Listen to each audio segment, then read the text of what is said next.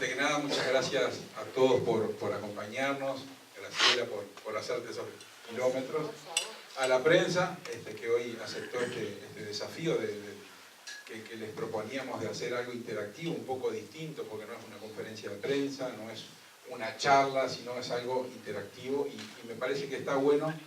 Y cuando pensamos esta actividad queríamos hacerla de esta manera, ¿no? La gente tiene necesidad de poder preguntar y no solamente de escuchar, porque hay muchos temas que queremos saber qué es lo que está pasando y qué va a pasar hacia adelante. Así que bueno, la idea es que hoy todos puedan participar, más o menos hasta las 21:30 vamos a estar, así que bueno, es abierto para que todos los que quieran participar lo puedan hacer. Brevemente, porque Graciela no me deja leer todo, voy a leer parte del currículum de ella. Es profesora de historia, escribana, abogada, con una cantidad interminable de cursos, seminarios, capacitaciones y asistencia a talleres nacionales e internacionales. En su trayectoria educativa, experta universitaria en administración de instituciones educativas, realizada en la Universidad de Educación a Distancia de España. Profesora de Historia, grado 7, efectiva de secundaria, directora efectiva del Liceo Bauzá desde abril del 94 hasta el 2005, prosecretaria del Consejo de Educación, secretaria administrativa del Consejo Directivo Central de ANEP, consejera del Consejo Consultivo de Educación Terciaria. Su actuación política en el frente, porque es una compañera que viene de otras tiendas y que creyó en el proyecto Luis Lacalle Pou y en la herramienta Partido Nacional.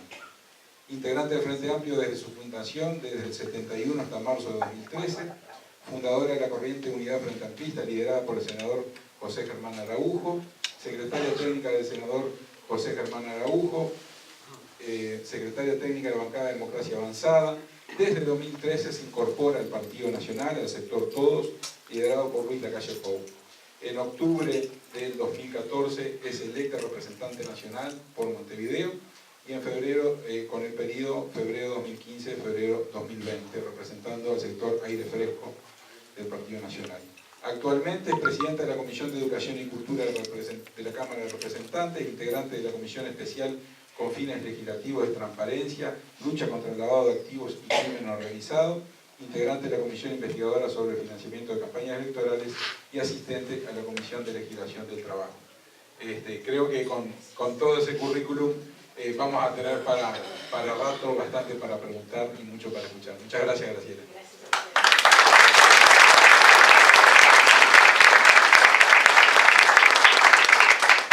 A ver si funciona el micrófono, ¿está bien? Creo que me tengo que presentar acá. ¿Está bien? A ver si como Susana Jiménez. Arriba de un estradito que está bárbaro, pero hoy estamos a veces sentados acá al mismo nivel físico, lo que pasa es que si no, no me veo.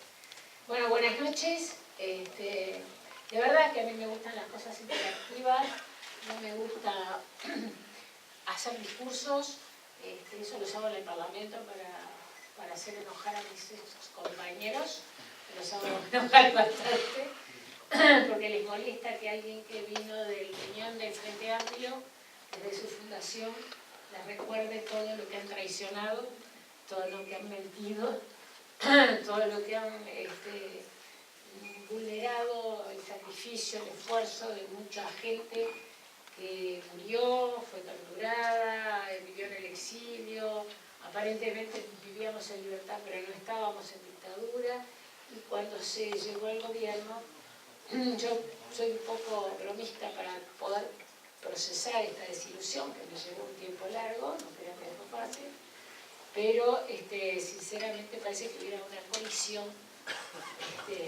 para que, a ver, qué principios se violan de los que se prometió y por los que se luchó desde el momento de su fundación.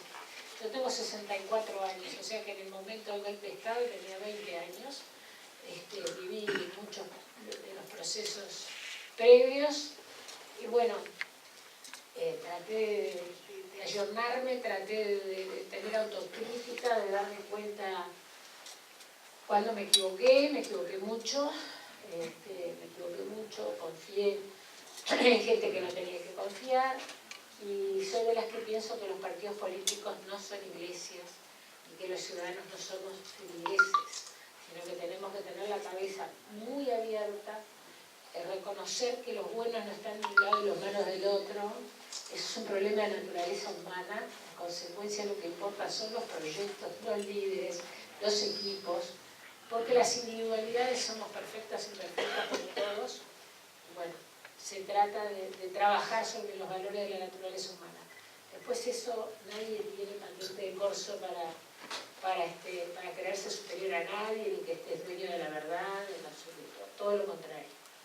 Así que bueno, no sé, yo, es verdad que me dediqué a la educación toda mi vida, trabajé 42 años en la Administración Nacional de Educación Pública, y trabajé,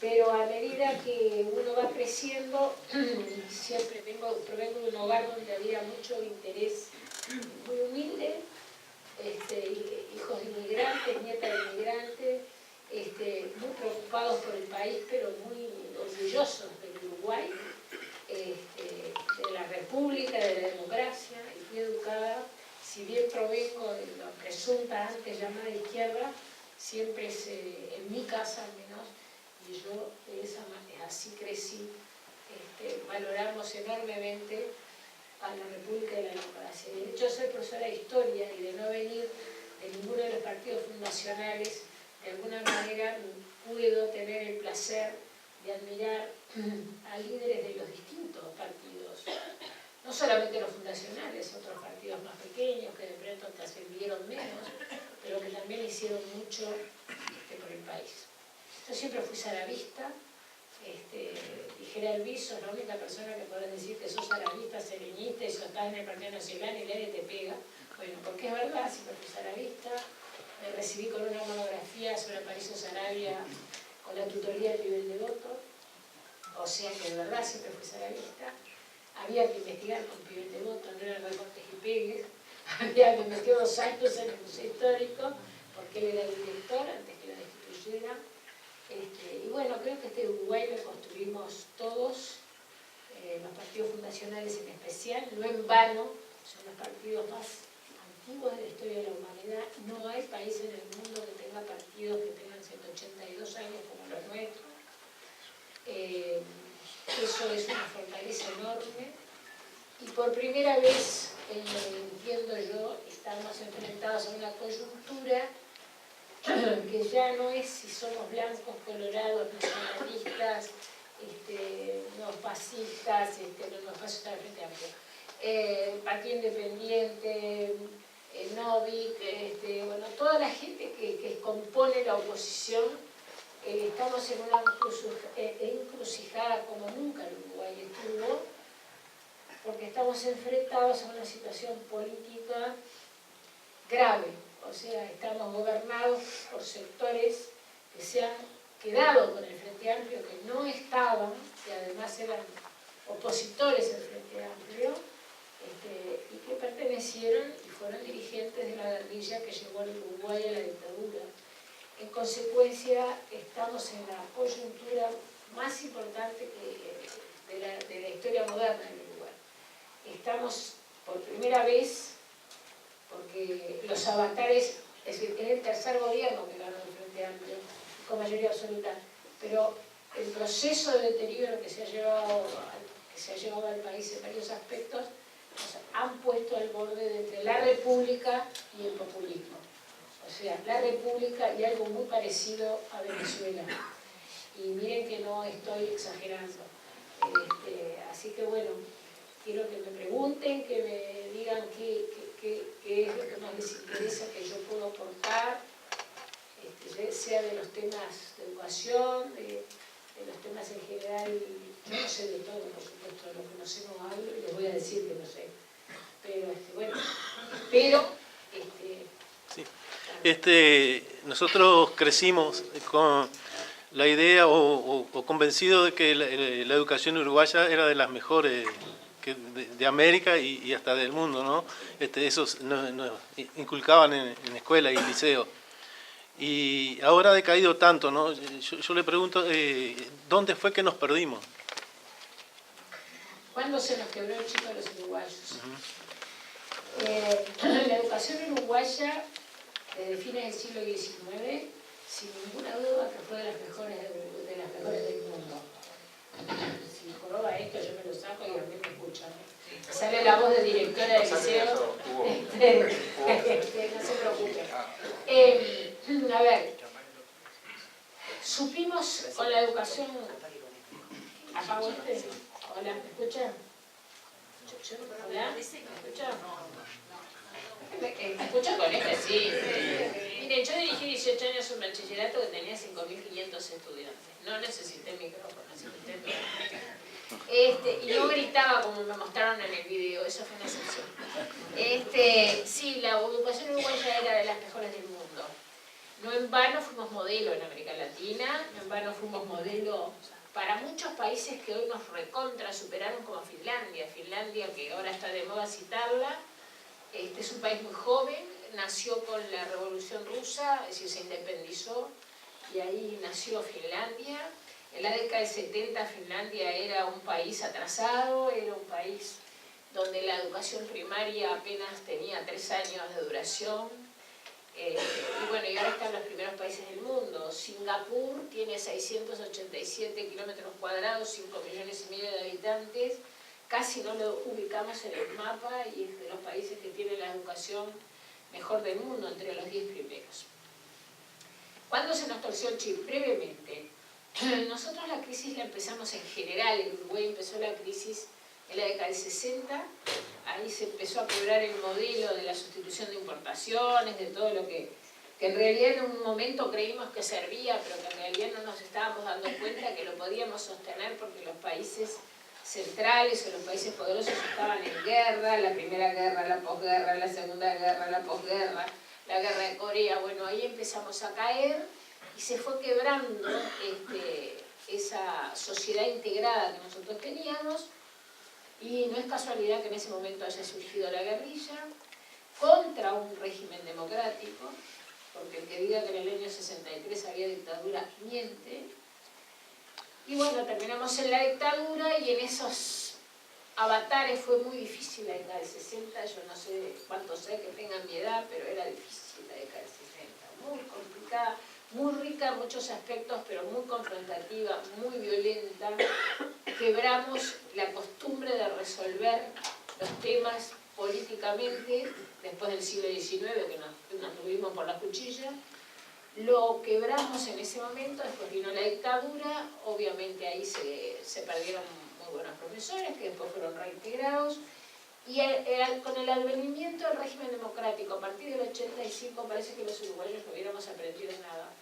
Porque el espíritu confrontativo, el amigo enemigo, el que si vos pensás distinto que yo te puedo pegar un tiro en la frente, que fue la base de quienes hoy nos gobiernan y dominan el Frente Amplio. No todo el Frente Amplio es así, pero la gran mayoría sí lo es.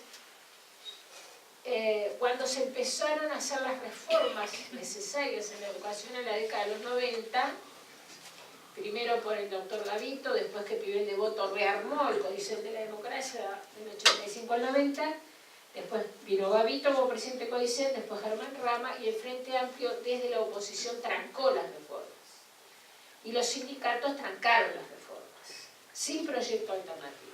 Consecuencia, el Frente Amplio llegó al gobierno sin proyecto de educación, doy fe porque yo estaba ahí, y la confrontación interna de un gobierno en disputa, donde hay sectores que sí queríamos y queremos digo dentro del frente, ¿no?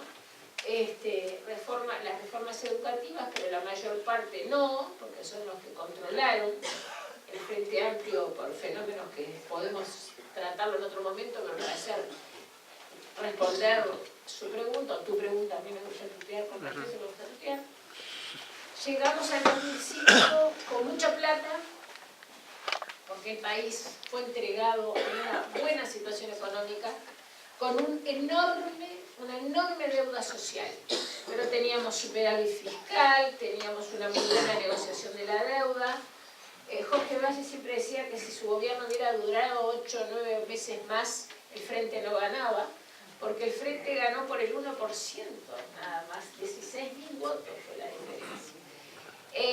¿Pero qué les tocó? Y les tocó un periodo de bonanza económica por condiciones internacionales que hacía muchos años que el Uruguay no tenía. Prácticamente nunca el Uruguay lo vio. No, momentito. Sí, En los primeros 50 años del siglo XX tuvimos una excelente situación económica por las condiciones internacionales que acabo de decir. Bueno, ahora por razones distintas tuvimos un equipo económico que la administró bastante bien, pero cobarde. Porque Astori y su equipo, que aparte que lo recordamos y tenemos bastante fastidio por el tema de los impuestos, nos salvó del desastre que hubiera sido si solo hubiera gobernado la parte económica Mujica. Porque fue una aquelarre. Entonces, ¿qué pasa con la educación? Los sectores radicales, que son los que dominan el Frente Amplio, no quieren cambios. En consecuencia, pasaron casi 40 años donde tendríamos que haber hecho reformas educativas en las que casi todos los técnicos estábamos de acuerdo, para no decir todos, y no se pudo. No se hizo ninguna reforma educativa. Se dejó caer todo lo que estaba más o menos bien a 2.000 millones de dólares por año. El primer quinquenio, el gobierno de Vázquez tuvimos 1.400 millones de dólares por año para la educación, y a partir del presupuesto del 2010 en adelante, 2.000 millones de dólares por año. Nunca la educación tuvo tantos recursos y nunca tuvo tan malos resultados. ¿Hay experiencias exitosas? Ya hay, y yo las reconozco. Hay un proceso de descentralización de estudios universitarios y tecnológicos hacia el interior, que hay que reconocerlo. Está la UTEC, que para nosotros es una apuesta a las nuevas carreras y a la tecnología y hacia el mundo del siglo XXI, que es muy importante. Están bastante bien los bachilleratos tecnológicos de la UTU, pero primaria y la educación media son un desastre. En consecuencia tenemos, les voy a dar una sola cifra para no aburrirnos, ahora volvimos a bajar, menos de 3 alumnos de 10 que empiezan la educación primaria termina la educación secundaria en el Uruguay.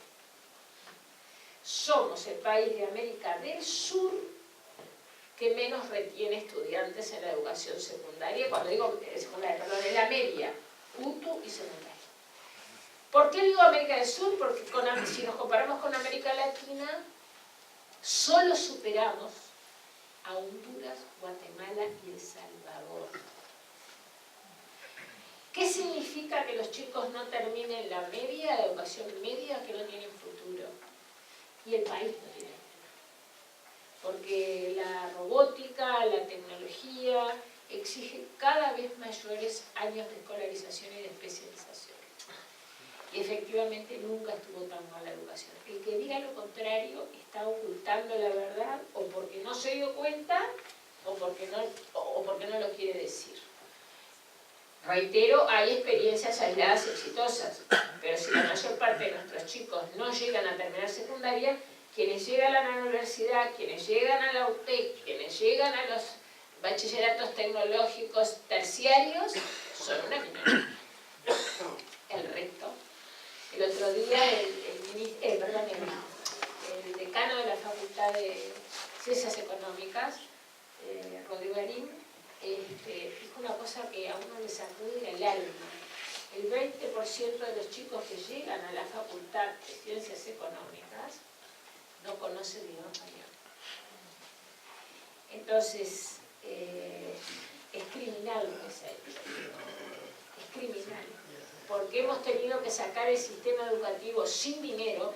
Yo recuerdo la crisis del 2002, que fue impresionante, que si muchos directores no comprábamos el aguajane no se podía abrir el liceo, porque por lo menos los baños había que limpiarlos y los resultados eran mejores. Esta gente despilfarró el dinero de los uruguayos de una manera infame.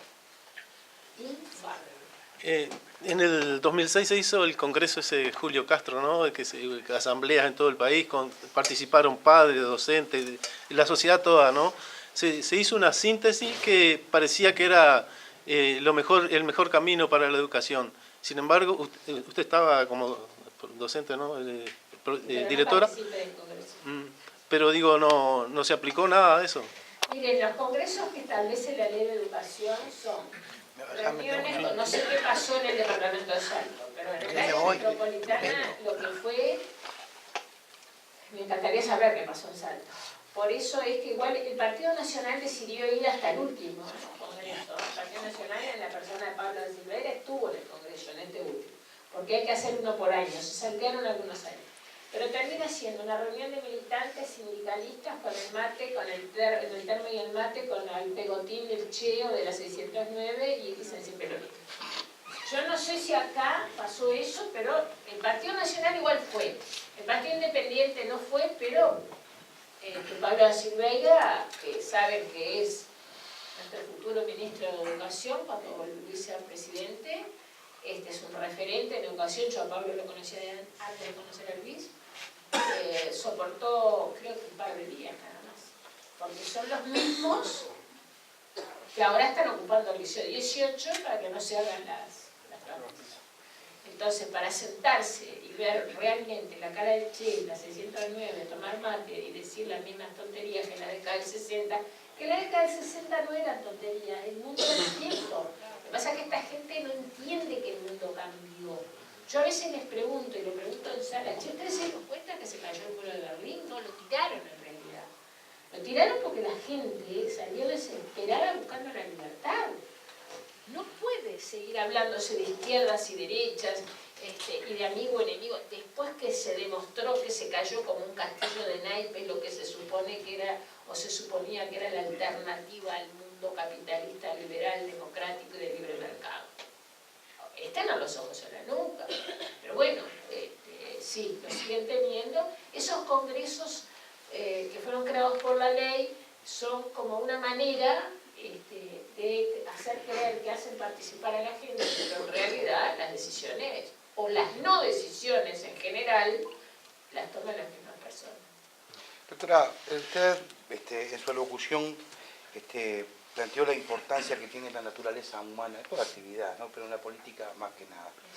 Pero además, usted participa de la comisión de lucha contra el lavado de activos. Sí. En estos momentos del Río de la Plata, todos viven tiempos de bastantes convulsiones. Y el gran dolor está en Argentina, pero yo creo que